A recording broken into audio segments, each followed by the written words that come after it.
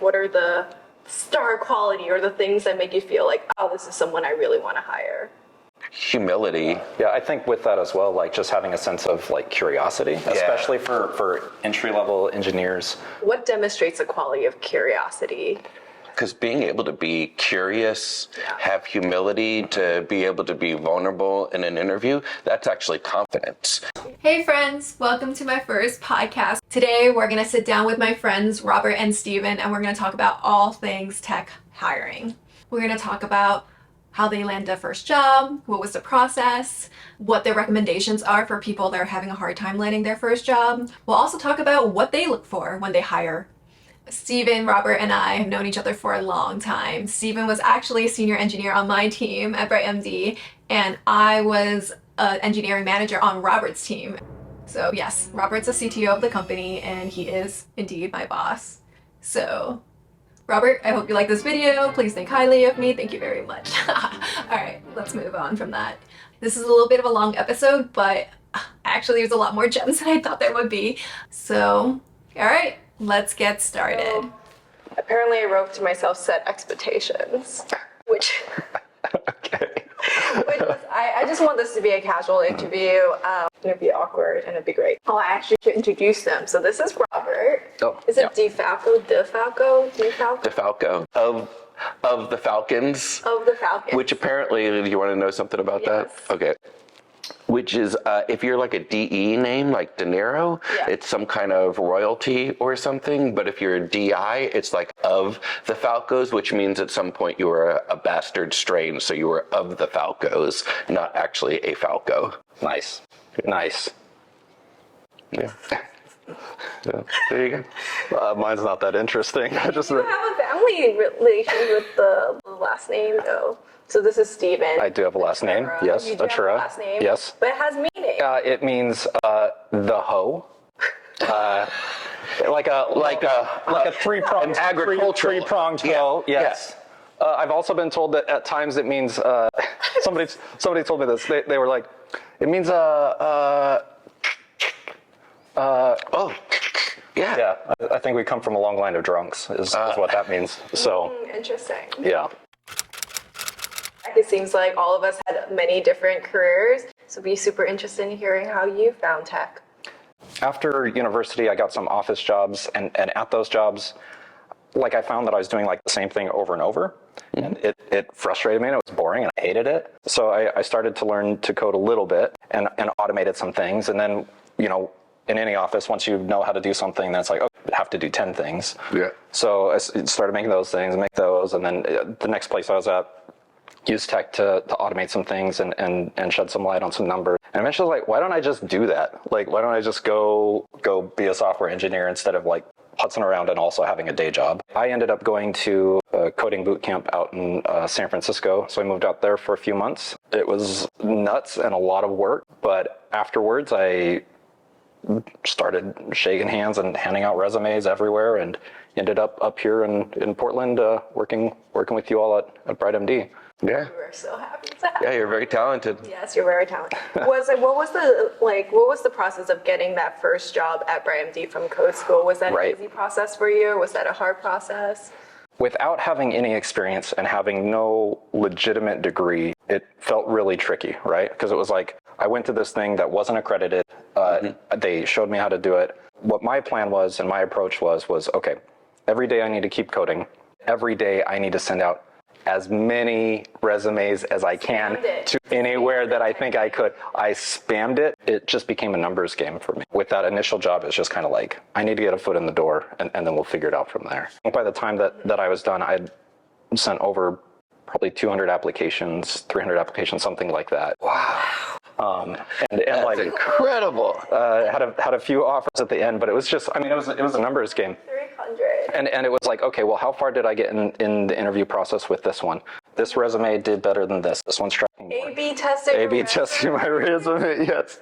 Oh my God. And things like, and it was like, you know, this is, it was a big investment for me to quit my job, go to school, live in San Francisco, all that, and you know, just getting my foot in the door and making it work was my goal at the time, and I'm really glad I did, because you know, I definitely enjoy what I do now a whole lot more than what I do then. We can make things that actually help people with code. That's really cool and not something that I could do before. Did you send out 200 to 300 resumes for your first job? I never have. You're so much more methodical than me. I mean, the way that I got into technology is that, I was a musician. I was living in San Francisco, and then I had a job working for a shoe company. They went bankrupt. So they fired everybody that knew about their networks and their computers, and they realized we don't have anybody that knows how to run this stuff. And so they asked me, like, do you know how to run computers? And I was like, well, this is a way for me to still get paid here. Right. So I said, yes, I know computers. And so I went to Stacy's technical bookstore that night and bought all the books I can on Novell NetWare and the software they were using. That's amazing. Yeah, and then so I just started doing that. And then the company that owned the shoe company ended up liking me. So they hired me as an IT person there. And then they asked, we have this fan company and we need changes to the point of sale program. Do you know how to program? Yes. I go, yeah, I think I know how to program. So I went to the bookstore, got books on what a hero. Programming. You just kept saying yes and it just kept working. That's amazing. I love it. Basically, bullshitting my way. I think it's based on Robert here. Yeah. But I was lucky because I was just naturally, good at it. I could have said yes on something that I didn't have any, natural tendency towards, and it would have been a horrible, failure. And then I just have had a pretty lazy path in many ways. I don't know that I very rarely sent out even, one resume in my however many decades career, so I'm always impressed by the how methodical you were and driven, it's awesome. I mean, if I just would have known I needed to get a job at a shoe company, I think that would have been easier, but but that's amazing. I love it. I don't think we wanted to A/B test our resumes. No. That was not a desire. Right. It was a need. I remember you told me one time you don't even have a resume or something like that, or I don't have a. In your beginning of your career, I get it after being senior, right? You might. Right. But in the beginning part before senior, how did that work out? Well, so I worked for that company and then I started doing some programming for them. And then there was a publication for that language. And, I started writing articles for it. And then the company that made the language that I was using, which was a D-based language, they would read my articles and they asked do you want to come work for us? And you can work on our language and, work on the garbage. Credibility through your publications and then... Yeah, I think so. Yeah. And then, then we got bought by Computer Associates, that language company. And then so then I worked for Computer Associates for a while. And then some people who made out on that sale started a startup and asked, if I wanted to join that, And then when I was at Cloudability, it was some executive recruiter contacted me and said do you want to be a VP of engineering at BrightMD? And I was like, no, I'm really happy where I'm at. Although at Cloudability, I think I did create a resume for Cloudability because I just wanted a programming job. So I just did a printout of what I had on LinkedIn, and that was what I sent them. So we just need to get to that point of our career. I think so, yeah. We're just it's just where your resume is can you do it? Yes. I'm pretty sure a book on it exists. I will figure it out. That's amazing. How many resumes did you have to send out for Gusto? None. So see, there you go. That's the thing with tech. Yeah. So when you get your foot in the door, then I have recruiters in my inbox most of the time. Yeah, exactly. All right, so there's a lot of people out there that seems to be struggling with getting interviews. They're starting out with their careers. As someone that's gone through all of this, do you feel like you have different suggestions for different stages? What is your suggestion for, let's say, getting the interview. I guess I'd want to look at their resume and see if it's like too verbose. Like I know for me, like if I see certain things, I kind of exclude them because you get so many resumes and you have to get down to just a few. And if I see like lots of 1-year jobs or 1.5-year jobs, I might just like throw that resume out because I have so many other people to screen. Or so I want to see that it was really terse and to the point and showed stick-to-itiveness or something. Yeah. Do you feel like that's true for people that are starting out in tech, that this is their first tech job? Do you still want to see stick-to-itiveness, oh my god, I can't say that word, before that? Consistency or the key you want to see is consistent, or you can keep a job. That's what you want. Yeah, I guess it depends what stage they're at. How about landing? Like you can get interviews, but you can't land them. You don't get an offer. What do you feel like are some of the things you would ask people to think about to help them? By the way, the other thing is to reach out to recruiters.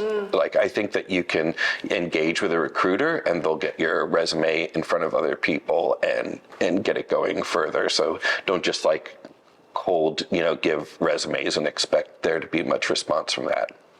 Yeah, on engaging, I mean, I don't know. I think like if you have a history of getting to that first interview and you're historically not getting past that interview, I mean, you're probably doing something wrong, like you're probably not showing your genuine personality or, so I think you just have to really objectively review like what's going wrong and try to find a pattern in it. I mean, it's hard to be objective about yourself, but it's probably something you're doing, Yeah. What do you think? That's probably mean, but No, I agree with all of that. If you're a social person and your resume isn't getting traction, start doing like meetups or start trying to network, try to find people, and just ask for help. I feel like a lot of people in tech were in situations that we were all in where we weren't in tech at some point. And I know that I've wanted to help people get to that place. Not necessarily saying, oh, I have a job for you, like just come with me, but like, yeah, I'll look at resumes, or, I've also volunteered doing technical interviews with people to talk through like, where might they be lacking? What are the soft skills that they might want to focus on? When they hop into a technical interview, are they doing this, and this? So, I think that if you're up to it, finding people to help, I think that there's a lot of people in the industry that would be willing to do that.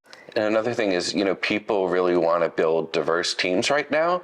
So if you're from an underrepresented group, being part of those meetups or looking at those job boards, people are hungry to hire people from underrepresented groups right now. So as someone that has, both of you have interviewed so many people, what do you feel like as an interviewer are the things that really stand out about candidates that you've seen? Like what are the, star quality or the things that make you feel like, oh, this is someone I really want to hire? Humility, like that they'll put themselves out there to reason about something, but then if you correct them on some problem you've given them, they're like, oh yeah, that's really interesting, instead of like those that will stick to it and say like, no, this is the way it is, and right. they don't let themselves be vulnerable, Yeah, I think with that as well, like just having a sense of like curiosity, especially for entry-level engineers. If you have somebody that's like fresh out of school and they're like, no, actually the way we do it is this, and it's like, well, maybe there's something to read about or like something to learn. And I think like approaching interviews with like that sense of curiosity and excitement and just like, positivity about the industry, I think really resonates. Yeah, because being able to be curious, have humility, to be able to be vulnerable in an interview, that's actually confidence. You have to be confident to be able to do that. So it projects confidence. Like, in your opinion, demonstrate curiosity or, in an interview? Is it like through how they answer? Like, what demonstrates the quality of curiosity? I think that like what I've seen is, and hopefully what I've done a little bit is, oh my, sorry, I tapped my mic, but, I know like when whiteboarding or technical interviewing or something like that, I normally try to approach it as a collaborative process, because I'm also curious what my interviewer thinks and how they would approach it. I want to see somebody that I feel like I could solve technical problems with and it would go smooth. And I hope that I could be that for somebody else as well. So, I've definitely been in technical interviews where it's like, so I think I would approach it like this, like, does that sound okay? Like, is there something else? And they might be like, oh, like we could do this. And like, oh, sweet. How does that work? Like, what is that? Like, or be like, oh yeah, I've done that. That's smart. Like, I dig it. And then you go about it that way. But, and you feel like people that basically in some ways don't have that collaborative atmosphere and just kind of go in and just like, this is the way, they demonstrate potentially, well, lack of collaboration, but lack of curiosity to learn more. Yeah, I think that, kind of like what you were saying, I don't know that they're not curious. I think that they're not confident enough to Be vulnerable to be curious. Because I've definitely seen those interviews where it's like, here's the problem. How about it? Okay, well, now I'm going to +1 here. You get nervous and you get just into answering questions instead of asking follow-up questions, or wanting to know about your interviewer and the company. I get it. I mean, you get nervous and you're just like, I'm going to answer these questions as best I can. And, that's why interviewing sucks so bad. Well, and for people coming out of university, that's what their experience is. Yeah. Here's a test. Give me the answer. And if it's right, then you pass. And if it's wrong, then, jog off or whatever. But, I think with all things, find avenues where you can practice. If you don't feel strong with something like that, like there's online resources of people that just do technical interviews and they'll give you feedback, or maybe strike up a conversation with somebody in a way that you feel safe and just practice that way. No, it's kind of interesting. I actually did a prep interview, a trade interview style. And it was very interesting to hear what people think of your answers, right? And what that implies to them. Some of the things you don't really realize. Like, oh, that implies to me closed-mindedness on this issue. And you're like, oh, I didn't realize that. Cool, yeah, that's really cool. I've been reading this book. I'm changing topics a little bit. We argue that the sum of our lives is kind of, the quality of our decision-making plus luck. And those two components really kind of mix up what our lives are. And I'm kind of curious how luck has played into your career, or do you feel like luck has played into your career? And if so, like in what ways? I mean, it was a very complicated question. Complicated, I'm not going to be asked. As an atheist, I don't know that like in the pure sense of the term luck that I believe in it, but I do think that there have been circumstances that have lined up my way. Some of that has to do with, the privilege of who I am, the situations I've been in, things just kind of aligning correctly. So yes, I think luck has played a big part in how my life has gone, but it's also my perspective is that I'm a lucky person is my perspective about myself. I definitely agree. I see it all as just a big network of probabilities and like potential switches all over the place, and you can't control all of them. So those things that you don't control that tend to go in your favor, you could call it luck or whatever you like. I definitely feel very fortunate to have been able to do what I've done. I feel very fortunate to have been able to do what I've done while having a home and being able to afford food and things like that. I think that, there's a lot of privilege in that, but when it was all said and done, I mean, there was a lot that was out of my control that like Corey and Ashley looking at my resume at some point and be like, yeah, let's bring this kid up from Nevada for no reason. Why is it not me? And Catherine, sorry, definitely Catherine. I hired him, kind of, Yeah, you were one of my interviewers. Yeah, it was you and Jules, and that's right. that was the cultural interview, I think. That's right. What I found really interesting that you told me about that book, Yeah.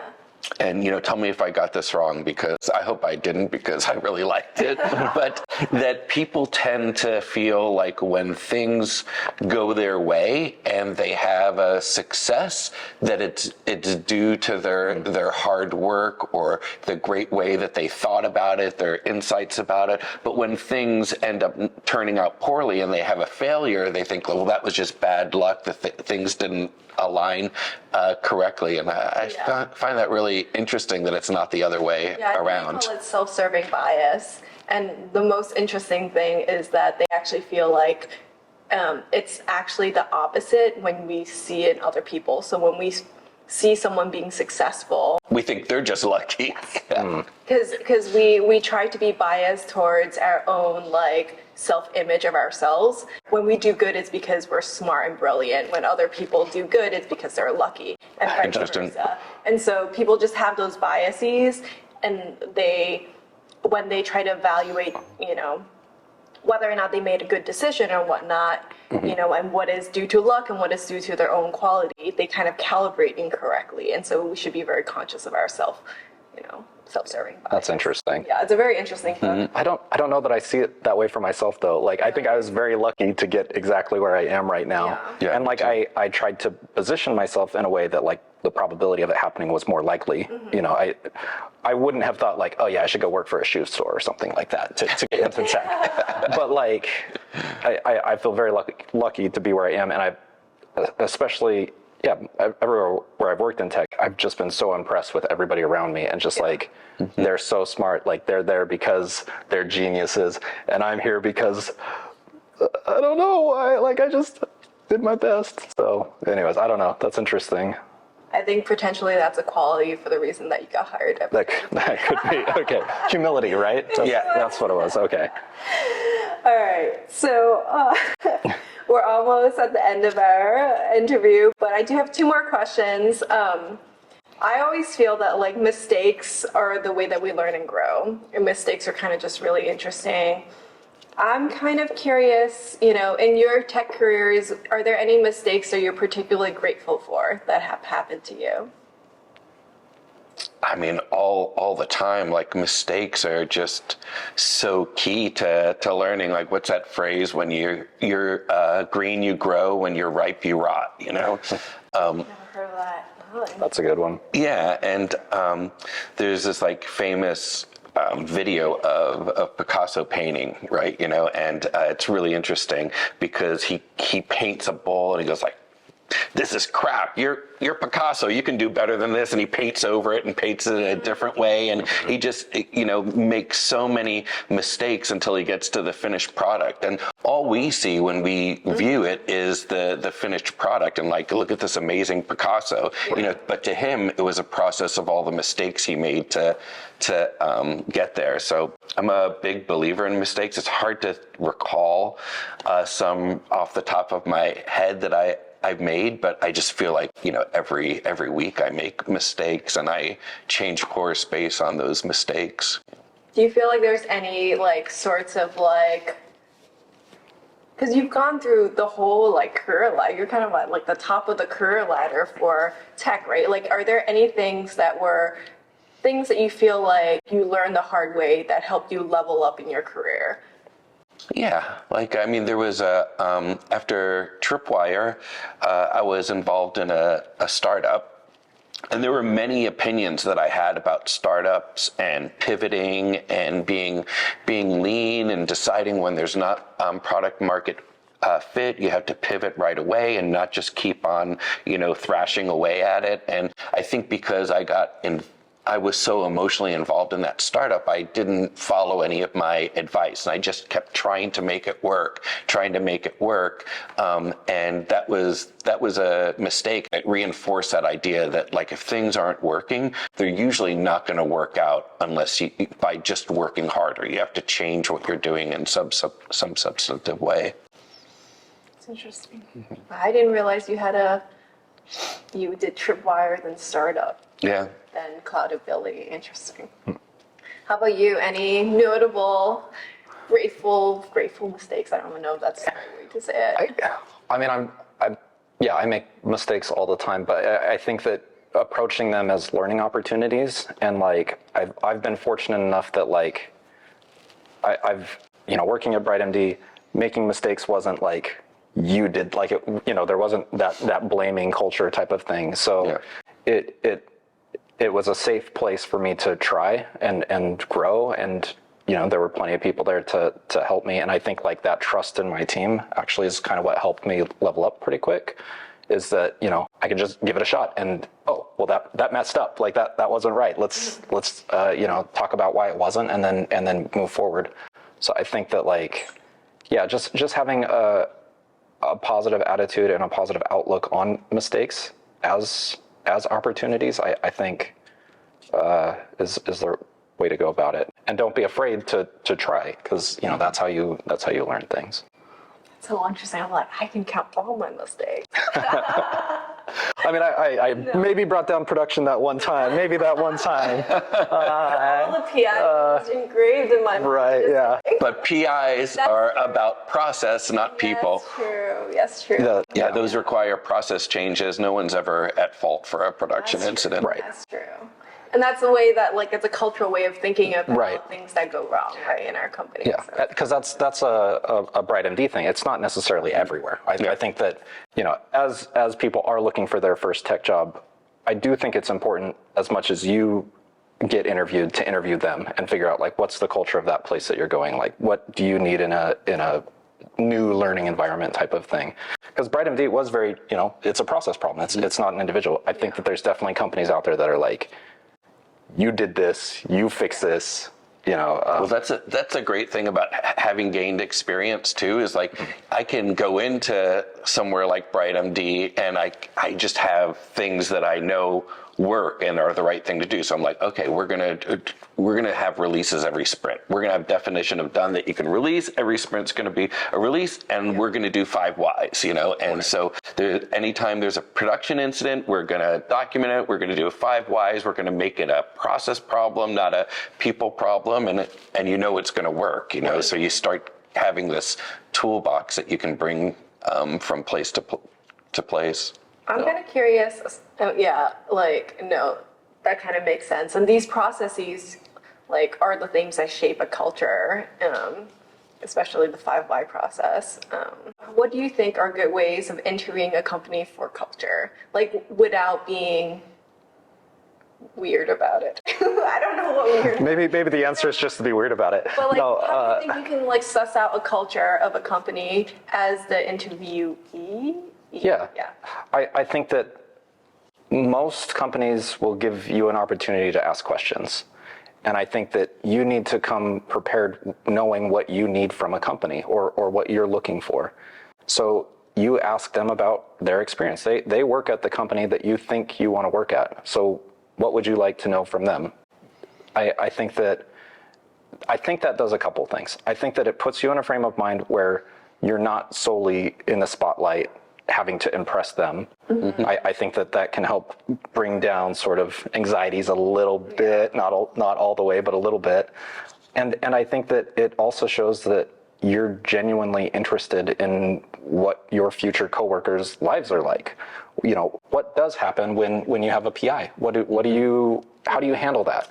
What is the code review process like? Like, what's important in a code review process? What's do you have empowered teams, or does product management just throw requirements over the wall to engineering? Yeah. The last time that you all had an intern, what was that experience like? Mm-hmm. Especially for newer people. Some people might not, that's brand new to the industry, might not know, what is a product team or whatever. But that's true. I will say that, when I was sending out 200 resumes or whatever, there were concessions I was willing to make and to be like, okay, let me get into the tech industry. All the concessions. I'll do it for a year or two and then move on. Yeah. But did you even know what you wanted at that point in culture? I did, because I had plenty of jobs before, and I wanted a people-focused team. I wanted to be doing something that felt good, that felt like we were making a positive impact. And just, the kind, fun people. And I think that we had that at BrightMD. Yeah. Oh, makes me think about all the cute times. All right. right, last question. So I don't even know how to word this question. Through the magic of editing, you can try it a whole bunch of different Right. ways. Yeah. Choose the right one. Take two. Okay, if you have to start over and basically, you know, in the beginning of your tech career, and you basically forget all your experiences, all the things that you have learned, but you get to write one note to yourself, what would you remind yourself of?